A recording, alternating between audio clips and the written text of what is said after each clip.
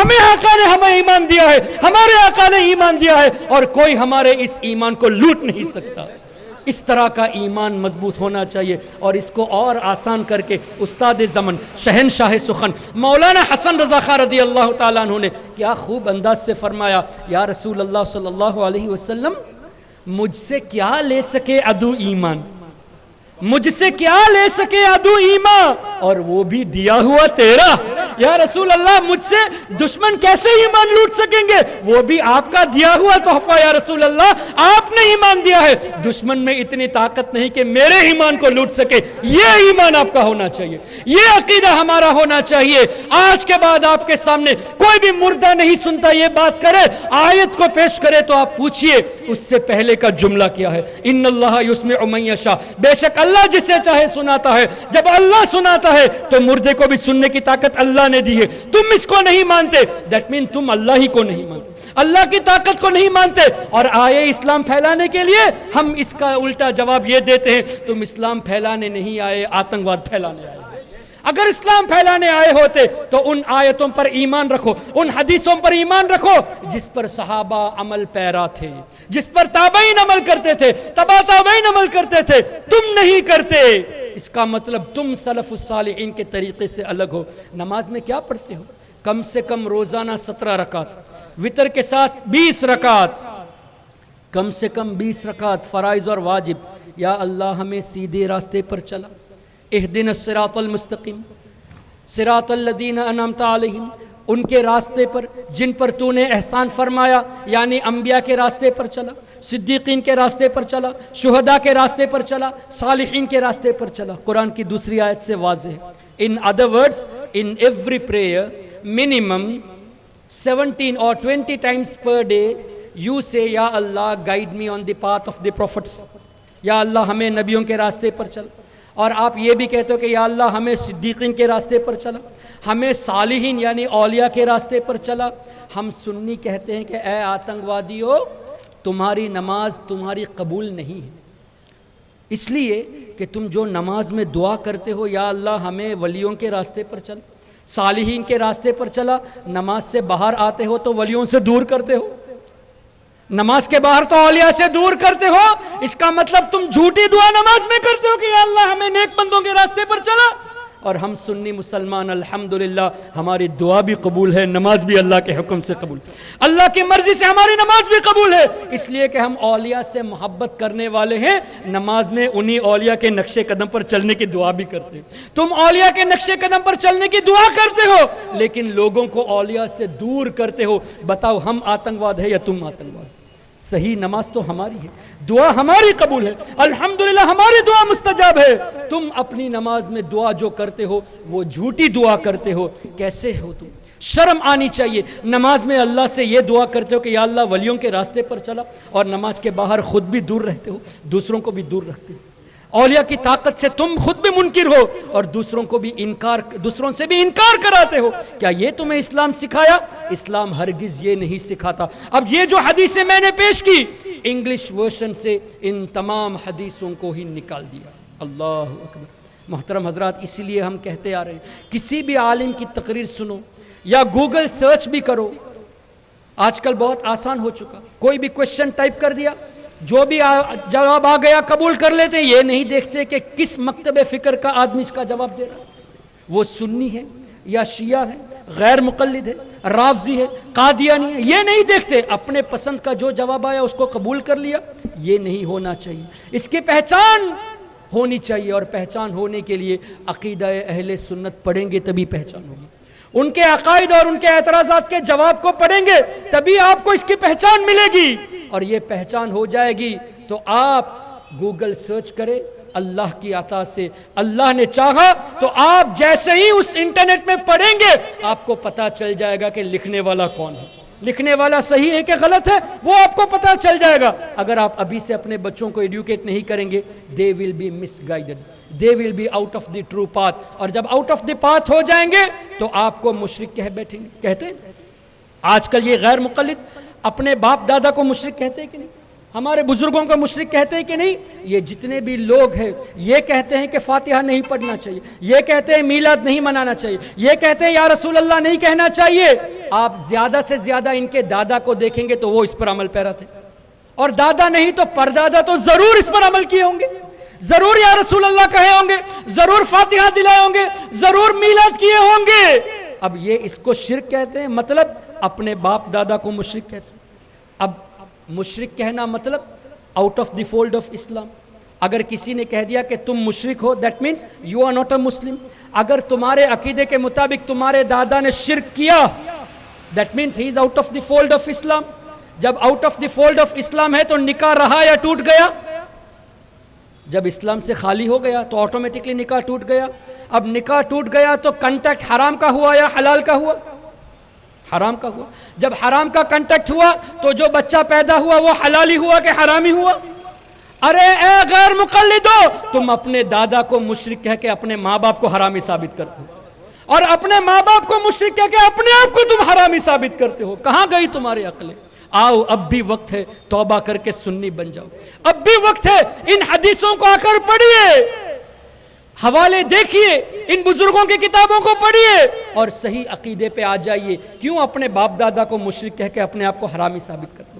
اپنے باپ دادا کو مشرک کہہ کے تمہارے ماں باپ کو تم حرامی ثابت کرتے ہو؟ شرم نہیں آتی تمہیں؟ یہی آتنکوادیت ہے، یہی ایکسٹریمزم ہے۔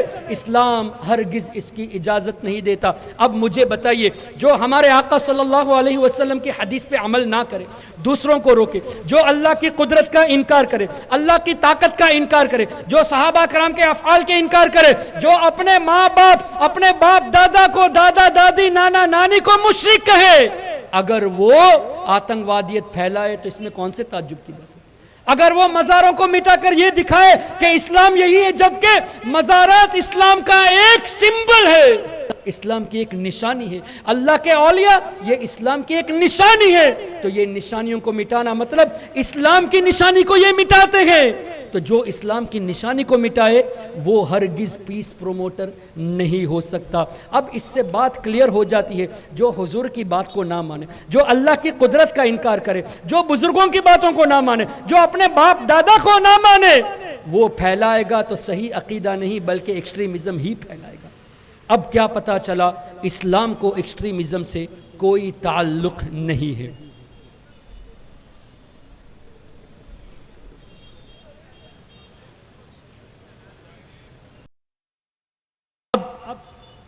اللہ تبارک و تعالی مردوں کو دعا کرنے کی طاقت بھی دیتا ہے۔ یہ بات عجیب سی لگتی ہے بظاہر۔ ہم آپ سے کہیں آپ میرے لیے دعا کریں، اٹ از انڈرسٹوڈ۔ اگر آپ قبر والے سے جا کر کہیں کہ آپ اللہ کی بارگاہ میں میرے لیے دعا کریں، it's something strange, right? عجیب سی بات لگتی ہے۔ اگر یہی چیز ہم حضور علیہ الصلاۃ سے کہے کہ یا رسول اللہ صلی اللہ علیہ وسلم ہماری بخشش کی دعا کیجئے، جو قرآن سے ثابت ہے، وَلَوْ أَنَّهُمْ إِذْ ظَلَمُوا أَنفُسَهُمْ جَاءُوكَ، یہی اگر ہم بزرگوں کی بارگاہ میں کریں تو اس کو شرک کہتے ہیں۔ اب آئیے، حافظ ابن کثیر نے قرآن شریف کی آیت سورہ توبہ آیت نمبر 105 وَقُلِ عَمَلُوا فَسَيَرَ اللَّهُ عَمَلَكُمْ وَرَسُولُهُ وَالْمُؤْمِنُونَ، اس آیت کے تحت ایک حدیث پاک نقل کی جس کا مفہوم یہ کہ بے شک تمہارے اعمال تمہارے رشتہ دار جو انتقال کر چکے ان کو پہنچایا جاتا ہے، تمہارے اعمال ان تک پہنچایا جاتا ہے۔ اگر وہ تمہارے نیک اعمال دیکھتے ہیں تو خوش ہوتے ہیں، اور تمہارے گناہ جب دیکھتے ہیں تو رنجیدہ ہوتے ہیں۔ تمہارے والدین، تمہارے رشتہ دار قبر میں، تم یہاں دنیا میں عمل کرتے ہو، اللہ تعالیٰ تمہارے اعمال ان تک پہنچاتا ہے، تمہارے نیک اعمال کو دیکھ کر خوش ہوتے ہیں، تمہاری برائیوں کو دیکھ کر رنجیدہ ہوتے ہیں۔ اور دوسری حدیث میں ارشاد فرمایا تمہارے گناہوں کو دیکھ کر تمہارے لیے دعا کرتے ہیں، اللہم لا تمتہم حتی تہدیہم کما ہدیتنا۔ کیا مفہوم؟ یا اللہ جب تک میرے بچوں کو ہدایت نہ دے ان کو موت نہ دینا، یا اللہ میرے رشتہ داروں کو جو غلطی کر رہے ہیں جب تک ان کو ہدایت نہ دے ان کو موت مت دینا جیسے تو نے ہمیں ہدایت دی۔ The way you guided us, یا اللہ, you guide them as well. Until you guide them, you don't let them die. کتنی پیاری دعا ہے۔ اب مجھے بتائیے ایمان سے بڑھ کر کوئی چیز ہے؟ ہمارے والدین، ہمارے رشتہ دار، ہمارے مسلمان بھائی قبر میں رہ کر ہمارے لیے دعائیں دیتے ہیں، وہ بھی ایمان کی۔ یہ حدیث سے ثابت ہے۔ اور یہی دعا ہم یہ کہے کہ ہمارے نبی ہمارے لیے دعا کرتے ہیں تو اس کو شرک کہتے ہیں۔ عام مسلمان کی دعا کو مانتے ہو، عام مسلمان یہ تمہارے لیے ایمان کی دعائیں دیتا ہے، یہ حدیث سے ثابت ہے، تمہارے امام نے اس حدیث کو نقل کیا۔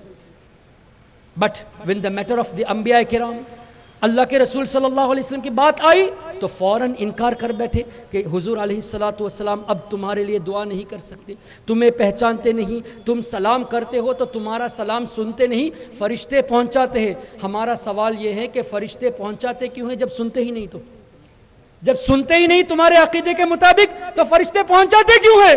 پہنچانا اس بات کی دلیل ہے کہ سنتے ہیں، صرف سنتے ہی نہیں دعائیں بھی دیتے ہیں، یہ بھی حدیث سے ثابت ہے۔ اور اس حدیث پاک کو امام احمد ابن حنبل نے اپنی مسند میں لکھا، اسی طرح امام طبرانی نے لکھا، اسی طرح امام سیوطی نے لکھا، امام ابن حجر عسقلانی نے لکھا، کئی بزرگوں نے لکھا، اور تفسیر ابن کثیر میں بھی ہے، لیکن انگلش ورژن سے اس حدیث کو بھی نکال دیا تاکہ والدین رشتہ داروں کا قبر میں دعا کرنا ثابت ہو جائے گا تو انبیاء اور اولیاء کا بدرجہ اولا ثابت ہو جائے گا۔ یہ اس کے منکر ہے، اس لیے اس حدیث کو بھی کتابوں سے ہٹا دیا۔ یہ میں نے ایک سمری یہاں پہ آپ کو پیش کی، یہ اس طرح کے مس کوٹیشنز کر رہے ہیں۔ اب یہ اس طرح کے مس کوٹیشنز کر کے ہمیں صحیح عقیدے سے دور کرنے کی کوشش کرتے ہیں، ہمیں جو صحیح پراپر بلیف آف اہل السنہ ہے اس سے دور کرنے کی کوشش کرتے ہیں۔ یہ اسلام نہیں بلکہ یہ اسلام کے خلاف ورزی کر رہے ہیں۔ اب میں آپ سے پوچھتا ہوں، آج آپ دیکھتے ہیں سیریا میں کتنے قتل عام ہوئے، لبنان میں ہوئے، یمن میں ہو رہے ہیں، مسلمانوں کا قتل عام ہو رہا ہے، کرتا کون ہے؟ جو بظاہر مسلم ہے وہی کرتا ہے، بظاہر جو مسلم ہے وہی کرتا ہے۔ اگر آپ ہسٹری دیکھیں گے تو یہ جتنے عقائد میں نے بتائے جو ہماری کتابوں سے بھی ثابت ہے، ان کی کتابوں سے بھی ثابت ہے، لیکن یہ ان عقیدے کو ماننے والے نہیں ہیں، یہ ان عقائد کے ماننے والے نہیں ہیں۔ آپ چاہے تو ہسٹری دیکھ لیجئے، آج ISIS جو چل رہی ہے تنظیم، ایکسٹریمزم تنظیم جو آج چل رہی ہے، اسلام کے نام پر چل رہی ہے، لیکن حقیقت یہ ہے کہ اسلام سے ان کا کوئی تعلق نہیں۔ یہ جو کتابیں ریفر کرتے ہیں، یہ جو کتابیں پروموٹ کرتے ہیں، وہ کتابیں ہیں وہابی آئیڈیالوجی ٹیچ کرنے والی کتابیں۔ آپ چاہے تو سرچ کر لیجیے، یہ جو کتابیں پروموٹ کرتے ہیں، یہ جو سلیبس پروموٹ کرتے ہیں، یہ وہی کتابیں جس میں یہ لکھا ہے کہ نبی نہیں سنے، جس میں یہ لکھا ہے کہ نبی حاضر و ناظر نہیں ہے، جس میں یہ لکھا ہے کہ حضور علیہ السلام کو علم غیب نہیں دیا گیا۔ قرآن کو مسکوٹ کرتے ہیں، حدیث کو مسکوٹ کرتے ہیں، ان ادر ورڈز قرآن کو نہیں مانتے، ان ادر ورڈز حدیث کو نہیں مانتے، حضور علیہ السلام کی طاقت کو نہیں مانتے، اللہ کی قدرت کا انکار کرتے ہیں۔ اب مجھے بتائیے، جو اللہ کی قدرت کا انکار کرے وہ مسلمان ہو سکتا ہے؟ جو حضور علیہ السلام کی طاقتوں کو قرآن سے جو ثابت ہے اس کا انکار کرے، کیا وہ مسلمان ہو سکتا ہے؟ وہ مسلمان نہیں ہو سکتا۔ اور یہ ISIS یا جتنی بھی ایسی تنظیمیں ہیں، یہ جو عقائد پروموٹ کرتی ہے، یہ وہی وہابی عقائد پروموٹ کرتی ہے، وہی سلفیس کے عقائد پروموٹ کرتی ہے، جس سے یہ پتا چلا کہ ہمارا ان سے کوئی کنیکشن نہیں ہے۔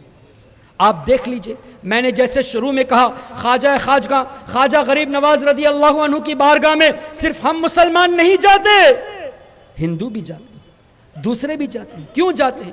اگر وہ ایکسٹریمزم پھیلائے ہوتے تو ہرگز یہ نہیں جاتے، اگر وہ آتنکوادیت پھیلائے ہوتے ہرگز نہیں جاتے۔ کیوں جاتے ہیں؟ یہ بھی جانتے ہیں کہ غریب نواز اپنے اخلاق کے ذریعے دین کو پھیلایا، یہ بھی جانتے ہیں کہ غریب نواز واقعی میں غریب نوازتے، صرف مسلمانوں کو نہیں نوازتے، سب کو نواز رہے ہیں اللہ کی عطا سے۔ ان کا بھی یہ اعتقاد ہے کہ غریب نواز ان کو بھی نوازتے ہیں اللہ کی عطا سے، تبھی تو حاضری دینے کے لیے جاتے ہیں۔ اگر ایکسٹریمزم پھیلائے ہوتے تو کبھی حاضری دینے نہیں جاتے۔ جتنے بھی ہمارے اکابرین ہیں، بمبئی میں حاجی علی میں کل ایک شاندار پروگرام ہوا تھا، وہاں ہم نے دیکھا پولیٹیشنز بھی حاضر تھے، غیر مذہب کے لوگ بھی حاضر تھے، یعنی ہندو بھی حاضر تھے۔ وہاں بھی میں نے ایک 10 منٹ کی سپیچ دی، میں نے یہی کہا کہ کیا اللہ کی شان ہے، یہاں ہر کوئی حاضری دینے آ رہا ہے، حاجی علی کی بارگاہ میں ہر کوئی حاضری دینے آتا ہے، صرف مسلمان نہیں دوسرے بھی آتے ہیں۔ یہ اس بات کی دلیل ہے کہ حاجی علی نے بھی پیس ہی پروموٹ کیا ہے، یہ اس بات کی دلیل ہے کہ وہ بھی پیس پروموٹرز تھے۔ کہاں سے آئے؟ ان کا نام کیا ہے؟ حاجی علی شاہ بخاری۔ کنیکشن سے یہ لگتا ہے کہ بخارا سے آئے ہوئے ہیں، کنیکٹڈ یہ بخارا سمرقند سے ہے، یہ لگتا ہے خواجہ غریب نواز بھی سمرقند سے تشریف لائے۔ اسی طرح ہمارے دیگر بزرگان دین یہ سب ایسے ممالک سے تشریف لائے، دین کی خدمت کی خاطر اپنے گھروں کو چھوڑ کر یہاں آئے۔ کیوں آئے؟ پیس پھیلانے کے لیے آئے۔ اسلام کا مطلب پیس پھیلانے کے لیے آئے، اور ان بزرگوں سے یہ دور کرنے کی ہمیں کوشش کرتے ہیں، مطلب پیس سے ان لوگوں کا کوئی کنیکشن نہیں۔ محترم حضرات، اللہ کے رسول صلی اللہ علیہ وسلم کی ایک حدیث پاک سیدہ عائشہ صدیقہ رضی اللہ تعالیٰ عنہ ارشاد فرماتی ہیں، بخاری شریف کی حدیث ہے کہ ارواح، یہ جو روحیں ہیں، سولز ہیں، یہ آپس میں انٹر کنیکٹڈ تھی۔ عالم ارواح میں they were interconnected in such a manner، نیک روحوں کی روحیں نیک لوگوں کے ساتھ تھی، اور شقی روحیں جو بد روحیں تھی وہ بد کے ساتھ تھی۔ Those who were pious, they were with the pious people, and those who were transgressors, they were with the transgressors۔ مطلب عالم ارواح میں نیک لوگ نیک لوگوں کے ساتھ تھے، اور غیروں کے ساتھ تھے، یعنی گنہگاروں کے ساتھ تھے، فاسق کے ساتھ تھے۔ اللہ اکبر، اس حدیث کی شرح میں لکھا ہوا ہے، اور حدیث کا مفہوم بھی ہے، دنیا میں آنے کے بعد جن کی روحیں جن سے متعلق تھی، دنیا میں آنے کے بعد ان سے محبت برقرار رہتی ہے، دنیا میں آنے کے بعد بھی ان سے کنیکشن رہتا ہے۔ اب میں آپ سے پوچھتا ہوں، آپ میں جتنے بھی لوگ ہیں، کیا غریب نواز کو ماننے والے ہیں، محبت کرنے والے ہیں، غوث اعظم سے محبت کرنے والے ہیں، امام اعظم، امام شافعی، امام مالک، امام احمد ابن حنبل سے محبت کرنے والے ہیں؟ یہ اس بات کی دلیل ہے کہ ہماری روحیں عالم ارواح میں ان سے کنیکٹڈ تھی۔ الحمدللہ، ہم کتنے خوش نصیب ہیں کہ ہماری ارواح ہے ان بزرگوں سے کنیکٹڈ تھی، تبھی دنیا میں آنے کے بعد ان کی محبت ہمارے دلوں میں۔ دوسری حدیث صحیح مسلم شریف کی، اللہ کے رسول صلی اللہ علیہ وسلم نے ارشاد فرمایا، حضرت ابو ہریرہ رضی اللہ تعالیٰ عنہ اس حدیث کے راوی، کہ اللہ تعالیٰ جب کسی بندے سے محبت فرماتا ہے تو حضرت جبریل علیہ السلام سے کہتا ہے، اے جبریل، میں فلاں سے محبت رکھتا ہوں، تم بھی اے جبریل ان سے محبت کرو۔ حضرت جبریل علیہ السلام اللہ کے حکم سے اس بندے سے محبت کرتے ہیں۔ پھر حضرت جبریل علیہ السلام فرشتوں کے درمیان آسمان میں اناؤنس کرتے ہیں کہ اے فرشتوں، فلاں بندے کو اللہ نے محبوب رکھا ہے، میں بھی محبت رکھتا ہوں، اے فرشتوں تم بھی ان سے محبت کرو۔ فرشتے بھی ان سے محبت کرتے ہیں۔ پھر حدیث میں آتا ہے کہ اللہ تعالیٰ دنیا والوں کے دلوں میں ان کی محبت ڈال دیتا ہے۔ کن کی؟ جن سے فرشتے محبت کرتے ہیں، جن سے جبریل علیہ السلام محبت کرتے ہیں، جن کو اللہ نے محبوب رکھا۔ اب امام اعظم ابو حنیفہ رضی اللہ تعالیٰ عنہ کو تقریباً 1300 سال ہو چکے، آج بھی ان کے ماننے والے ہیں، آج بھی ان سے محبت کرنے والے ہیں۔ اس زمانے سے لے کر آج تک